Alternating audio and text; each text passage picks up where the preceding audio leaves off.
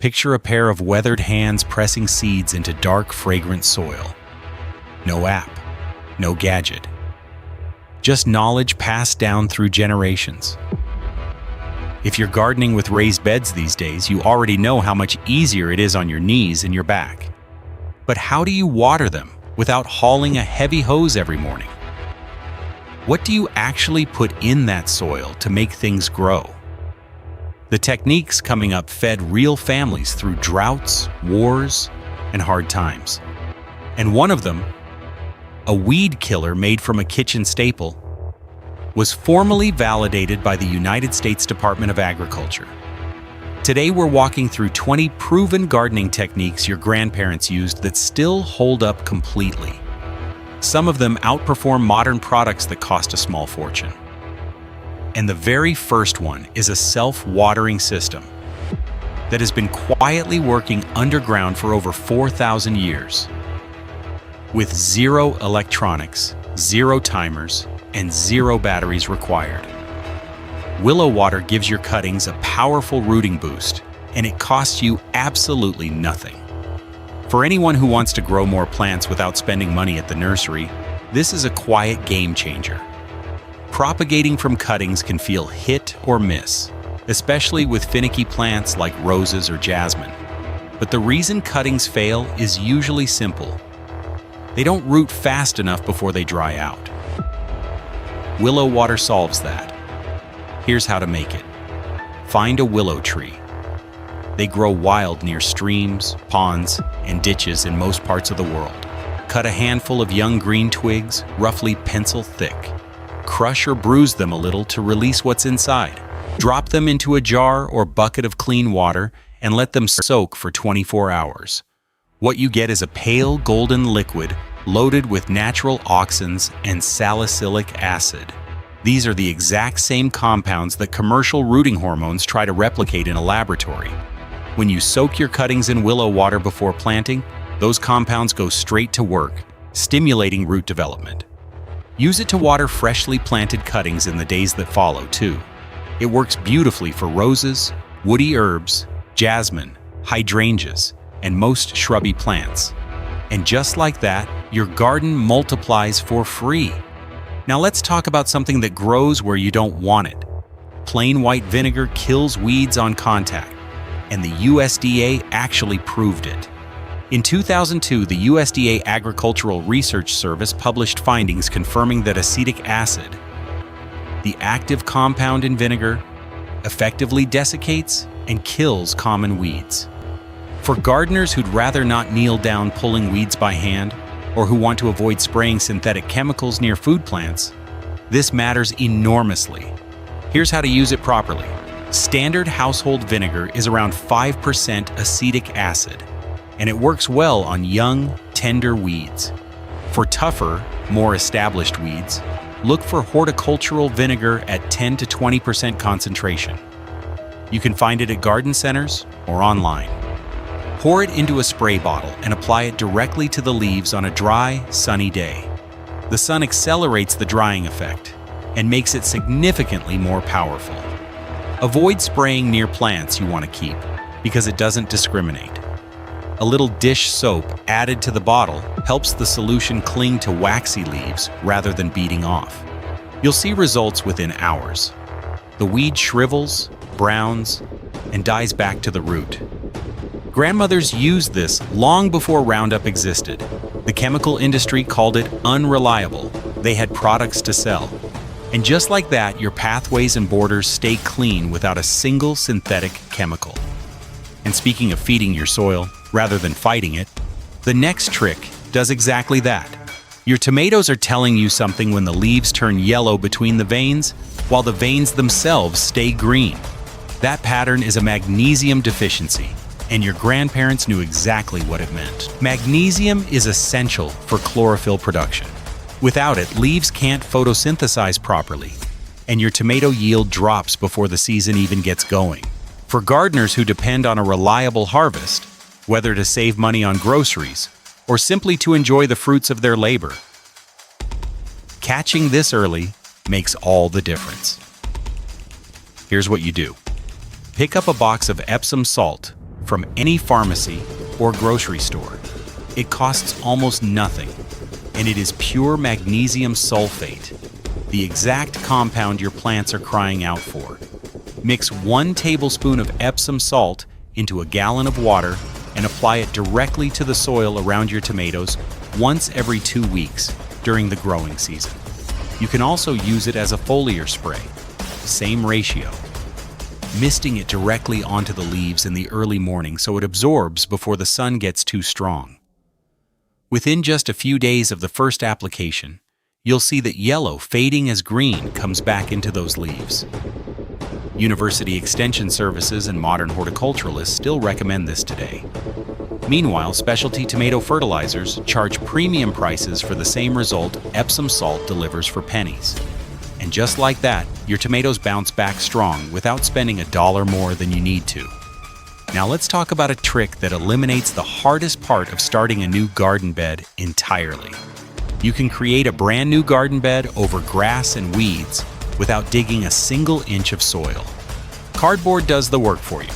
This is a gift for anyone whose back or knees make traditional digging painful or impossible. No renting a tiller, no breaking ground, no days of soreness afterward. Charles Dowding popularized this as the no-dig method, but rural grandparents were doing it long before it had a name. Here's how it works. Collect cardboard boxes. Appliance stores, grocery stores, and moving companies often give them away for free. Remove any tape or staples, then lay the cardboard directly over the area you want to plant. Overlap the edges by at least 6 inches so weeds can't sneak through the gaps. Wet the cardboard thoroughly so it starts to soften and bond to the ground. Then pile a layer of compost on top. Aim for at least 4 inches, more if you can manage it. That's it. You can plant directly into the compost layer on the same day. The cardboard blocks all light to the weeds below, killing them slowly while it decomposes over the following months into nitrogen-rich organic matter that feeds your soil. It also traps moisture far better than bare ground, meaning less watering overall. And just like that, a patch of weedy lawn becomes a thriving garden bed without a single blister. Here's another way our grandparents solved a problem that still costs modern gardeners a fortune. Burying a bottle in the ground next to your plants can cut your watering time in half and keep roots hydrated even through a dry spell. Hauling watering cans back and forth is exhausting work, especially in the heat of summer. For gardeners managing larger beds or dealing with mobility challenges, a system that waters your plants while you rest isn't a luxury. It's a necessity. Take a clean plastic bottle. A 2-liter works perfectly. Use a pin or a thin nail to poke 4 or 5 small holes near the bottom and along the lower sides. Fill the bottle with water, then cap it loosely. Dig a hole next to your plant, close to the root zone, and bury the bottle at an angle with just the neck sticking above the soil. The water seeps out slowly through those small holes, drawn directly into the soil by capillary action as the roots demand it. When the soil is moist enough, the water simply stops flowing. When roots need more, it starts again. Refill the bottle every few days or less during cooler weather. Terracotta pots sealed at the bottom with a cork work the same way and last for years. This is the ancestor of the subsurface drip irrigation systems that cost thousands of dollars to install today. Your grandparents figured it out with a bottle and a nail. And just like that, your garden waters itself while you enjoy the morning. And speaking of things already in your kitchen doing remarkable work in the garden, the next trick will surprise you. 2 ingredients sitting in your kitchen right now can replace a commercial rooting hormone and give your cuttings a fighting chance. Propagating plants from cuttings is one of the most satisfying ways to multiply a garden for free. But many gardeners lose cuttings to rot before roots ever form. The commercial rooting hormone industry built itself around that problem.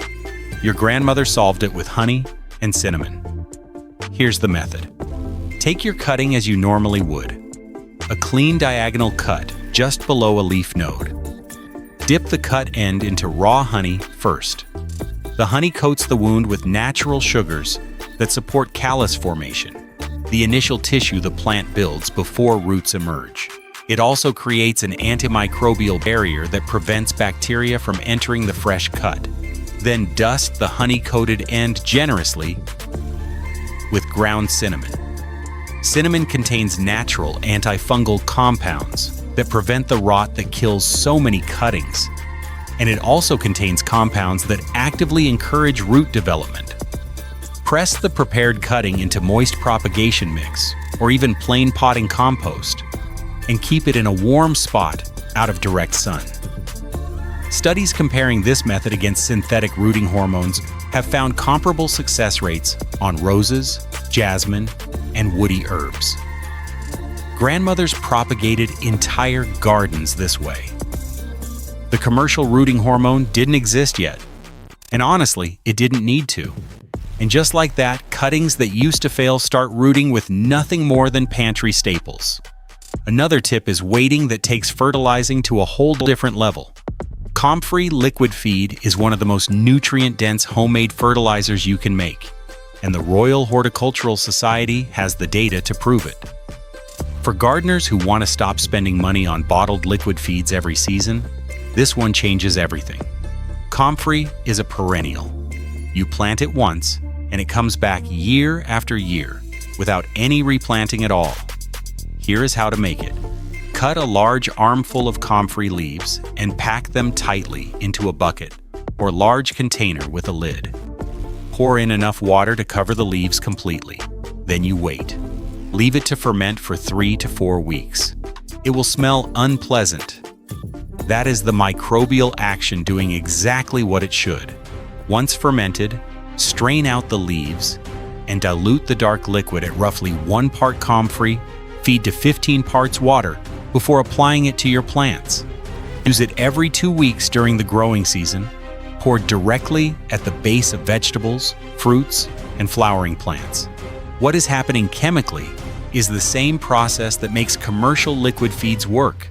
The fermentation releases bioavailable nitrogen, phosphorus, and potassium that plant roots can absorb immediately. Grandmothers called it liquid gold. The RHS just confirmed they were right. And just like that, a weed most people pull out becomes the most powerful fertilizer in the garden. Now let's look at something that protects your plants instead of feeding them. Plain milk, diluted with water, stops powdery mildew in its tracks. And in head-to-head testing, it outperformed synthetic fungicides. Powdery mildew is one of the most frustrating problems in any garden.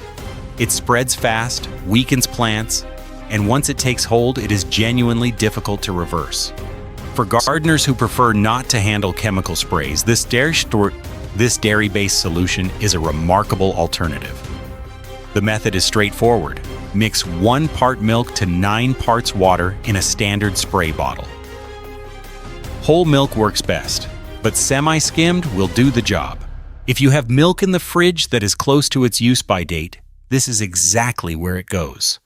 Spray the solution directly onto the foliage of affected plants in the morning, so the leaves have time to dry in the sun throughout the day.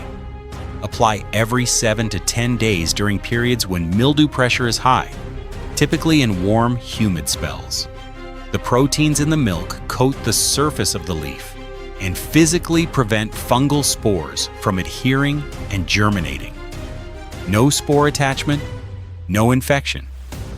It works on cucumbers, courgettes, roses, and squash, the plants most commonly hit by powdery mildew, and it is fully organic approved. And just like that, expired milk becomes a fungicide that actually works. Here is another way your kitchen scraps can do serious work in the garden.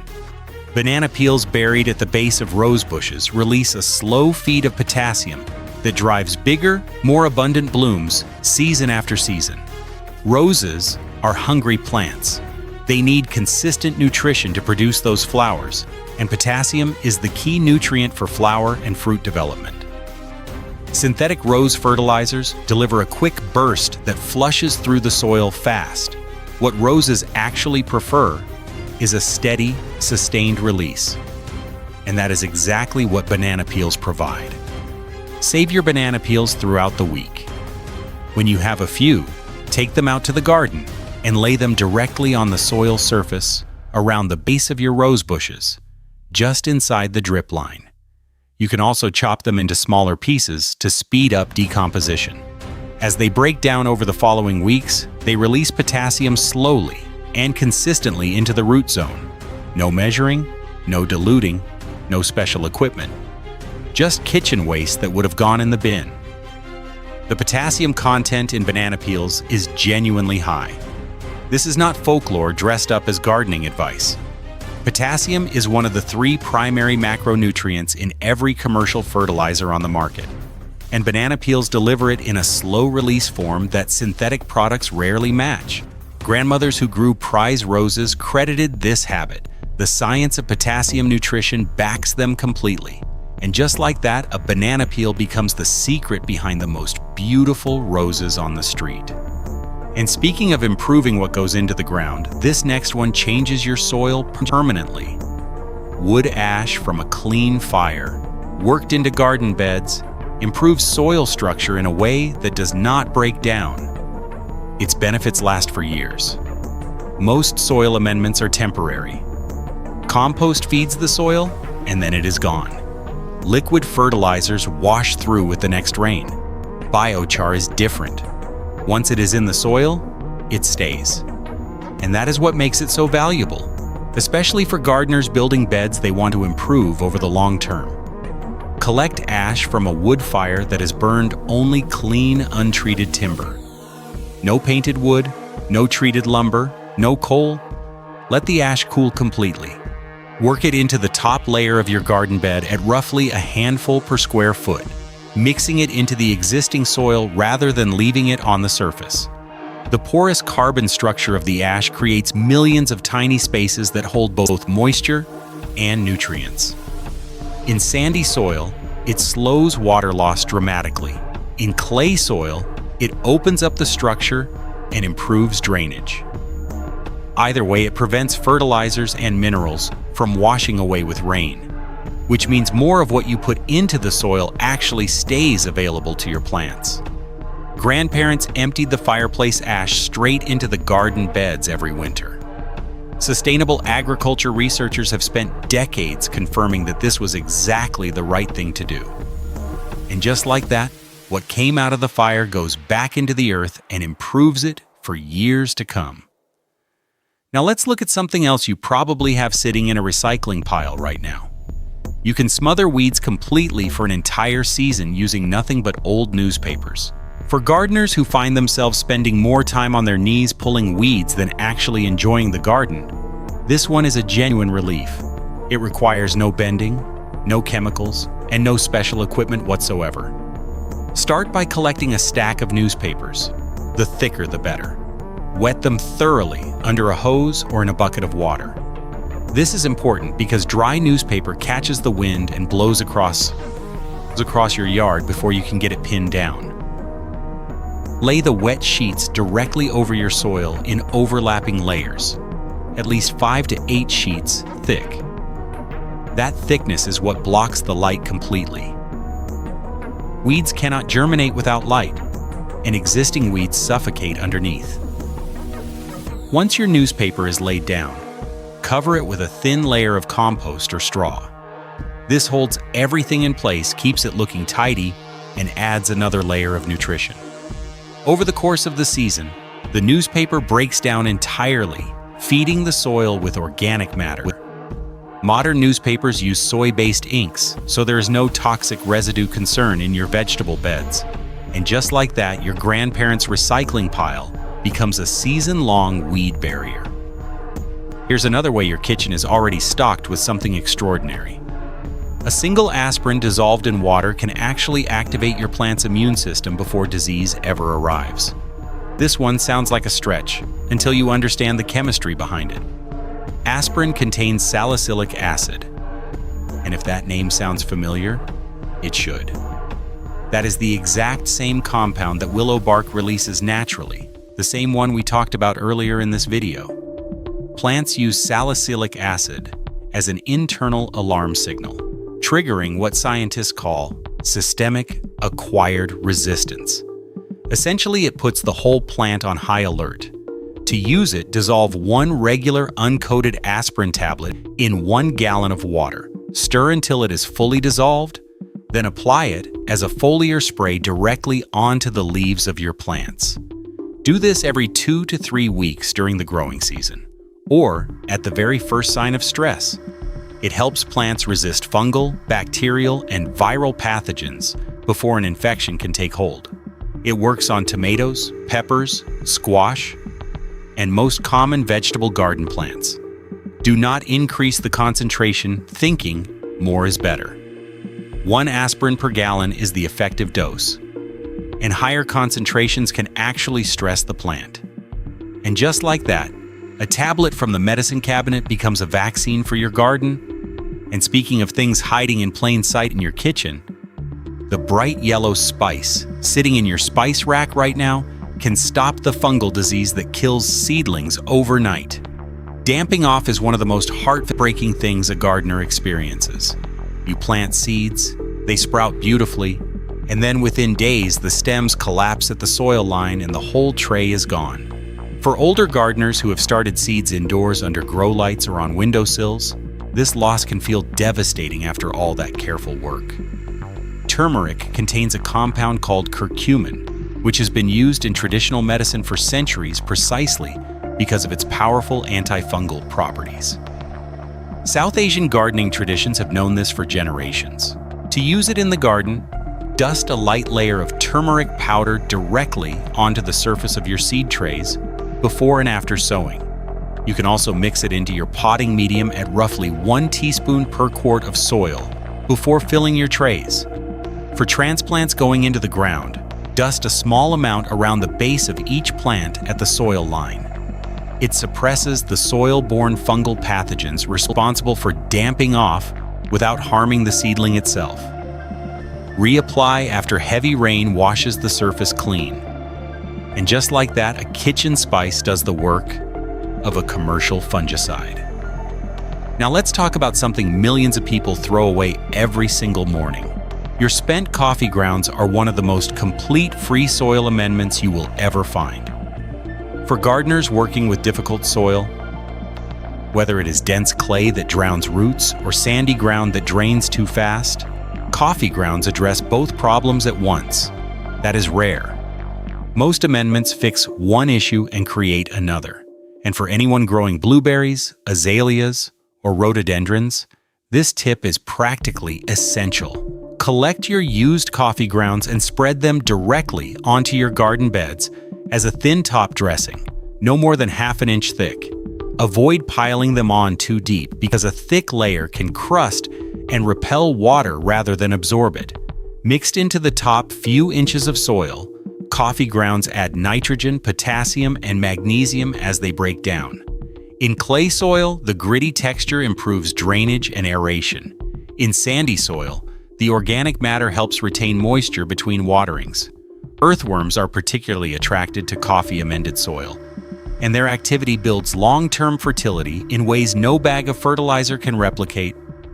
Most coffee shops will give away their spent grounds for free if you simply ask. And your grandmother was doing exactly that long before it became a gardening trend. And just like that, what was headed for the bin goes straight into building better soil. And speaking of things that work best in the right soil conditions, pine needle mulch is one of the most overlooked free resources in any garden, and acid-loving plants absolutely thrive under it. If you grow blueberries, strawberries, or heathers, you already know how fussy they can be about soil pH. Getting that balance right used to mean expensive amendments and constant testing. But pine needles do the work quietly and naturally, season after season, with almost no effort involved.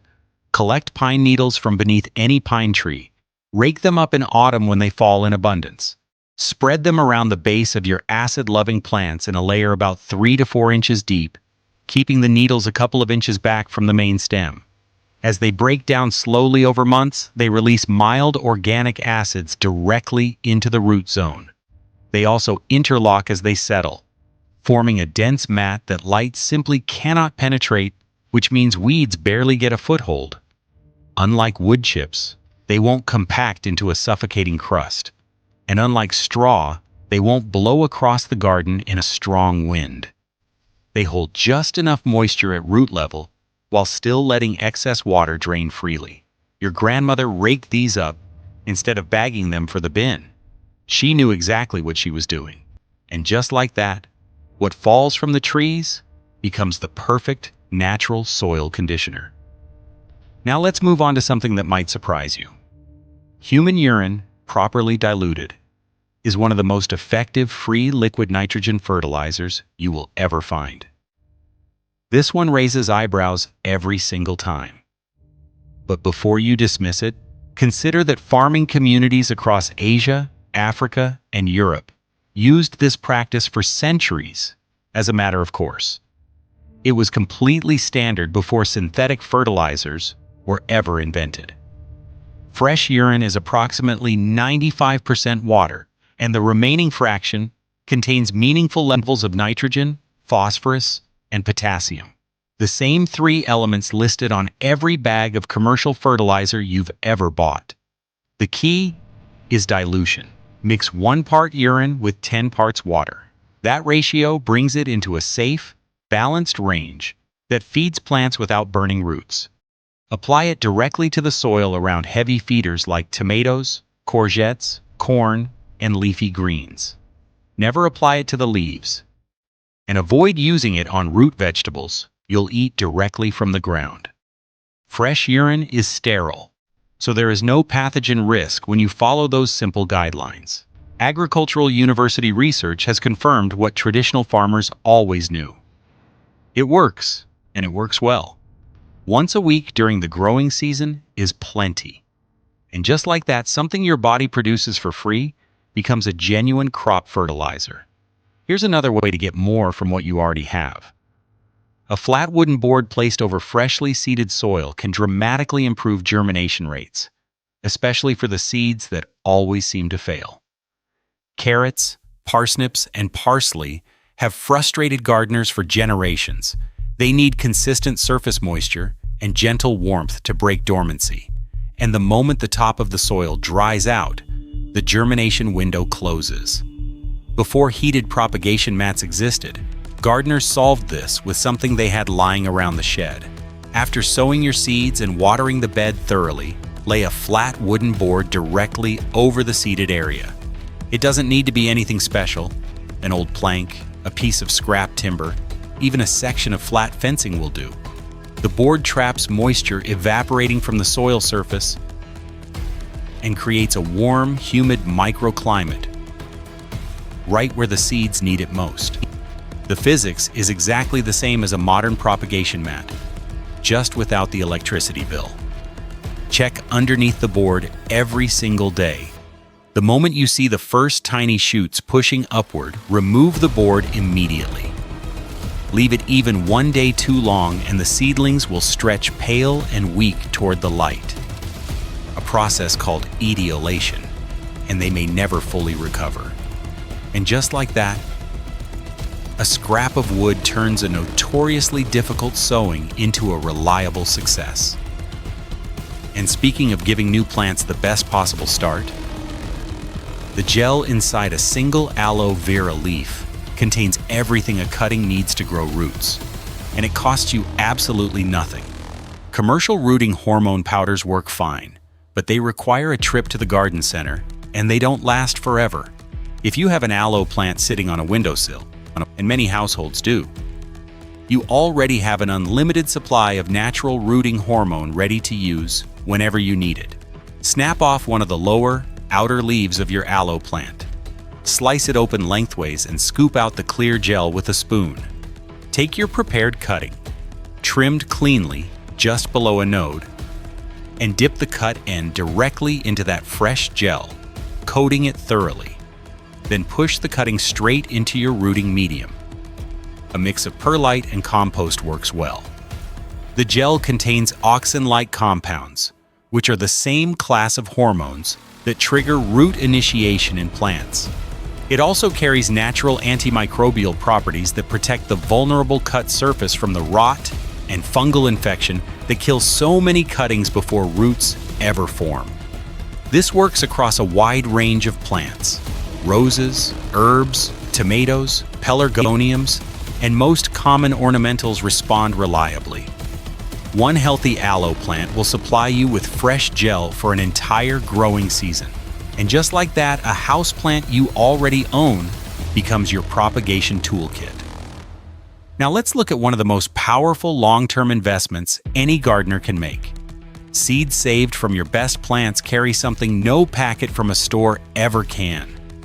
A genetic memory of your exact soil, your exact climate, your exact conditions.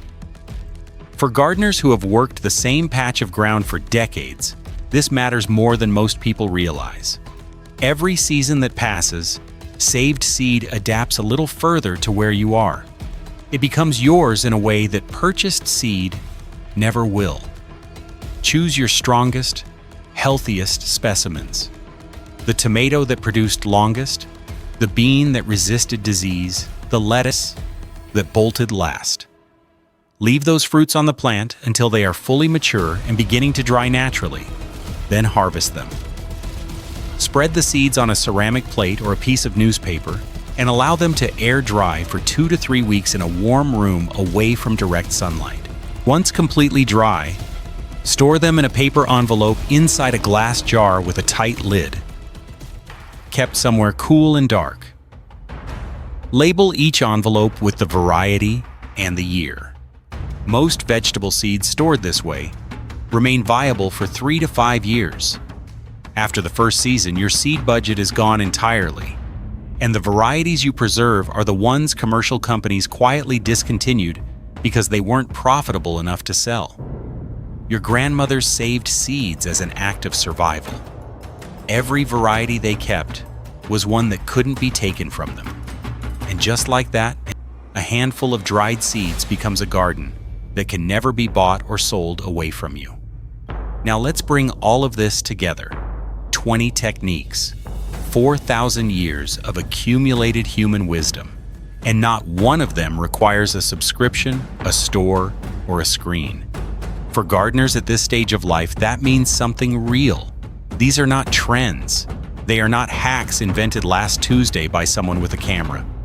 They were validated by the USDA, the Royal Horticultural Society, and researchers at Coventry University. And they were practiced quietly by ordinary people long before any institution got around to confirming what gardeners already knew. The commercial gardening industry called these methods obsolete. But obsolete and forgotten are not the same thing. Forgotten things can be remembered. Forgotten things can be passed on.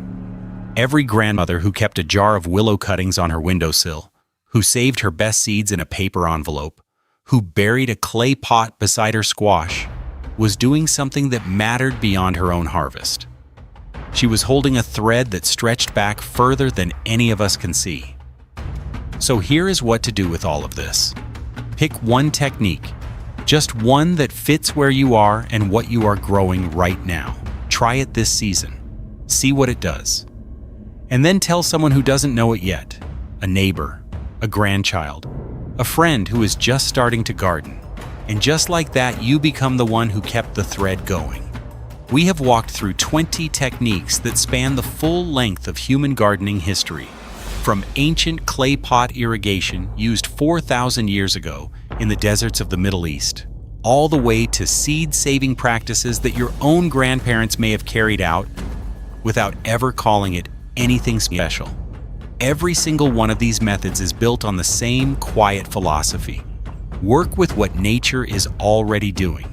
Observe before you intervene. Use what is at hand before you reach for what must be purchased. That is not a beginner's approach. That is the approach of someone who has learned, over many seasons and many years, that the garden rewards patience more than effort and attention more than expense. Your decades of experience are not a disadvantage in this kind of gardening. They are the whole point. You already know how to watch. You already know how to wait. You already know that a harvest is never truly yours alone. It belongs to the soil, the rain, the season, and every gardener who tended this earth before you. May your soil stay rich, your seeds stay true, and your garden keep giving back everything you put into it. If any of these techniques spoke to you, a like on this video helps more gardeners find it. And subscribing means you will be here for everything we share next. No pressure, just good gardening whenever you are ready for it. We will see you in the next one.